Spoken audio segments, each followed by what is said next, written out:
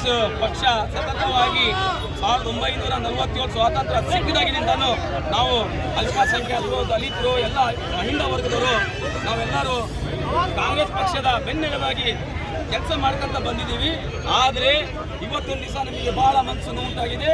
ಕಾರಣ ಮೊನ್ನೆ ಸತತವಾಗಿ 2 ತಿಂಗಳಿಂದ ನಾವು ಅಲ್ಪಸಂಖ್ಯಾತರು ಬಹಳ ಒಂದು ವಿಶ್ವಾಸ ಇಟ್ಕೊಂಡಿದ್ವಿ, ನಮಗೆ ನ್ಯಾಯ ಸಿಗುತ್ತೆ, ಅದನ್ನು ನಮ್ಮ ಕಾಂಗ್ರೆಸ್ ಪಕ್ಷ ನಮ್ಮ ಅಹಿಂದ ನೀತಿಯನ್ನು ಎತ್ತಿ ಹಿಡಿಯುತ್ತೆ, ನಮಗೆ ಸಾಮಾಜಿಕ ನ್ಯಾಯ ಸಿಗುತ್ತೆ ಅನ್ನೋ ಒಂದು ಭಾವನೆಯಲ್ಲಿ ನಾವು ಬಹಳ ಸತತ ಪ್ರಯತ್ನ ಪಟ್ವಿ, ಶ್ರಮ ಪಟ್ವಿ. ಆದರೆ ನಮಗೆ ನಮ್ಮ ಉಲ್ಮಗಳಿಗೂ ಬೆಲೆ ಕೊಡದ ನಮ್ಮ ಸುಜಾವಾಲ ಅವರು ಮತ್ತು ದುರ್ಡತನದ ಮುಖಂಡರು ಯಾವುದೇ ಕಾರಣಕ್ಕೂ ಅಲ್ಪಸಂಖ್ಯಾತರನ್ನ ಕಡೆಗಣಿಸುವ ಪ್ರಶ್ನೆಯೇ ಇಲ್ಲ.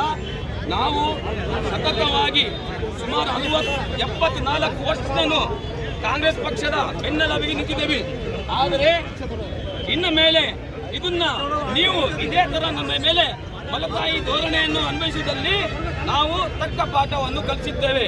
ಅದೇ ರೀತಿ ಮೊನ್ನೆ ನಮ್ಮ ಜಮೀರ್ ಅಹಮದ್ ಅವರಾಗಲಿ ರಾಜೀನಾಮೆ ಕೊಟ್ಟರೆ ನಿಮಗೆ ರಾಜೀನಾಮೆ ಕೊಡಬಹುದು ಅಂತೇಳಿ ಹೀನಾಯವಾಗಿ ಮಾತಾಡಿದ್ರು.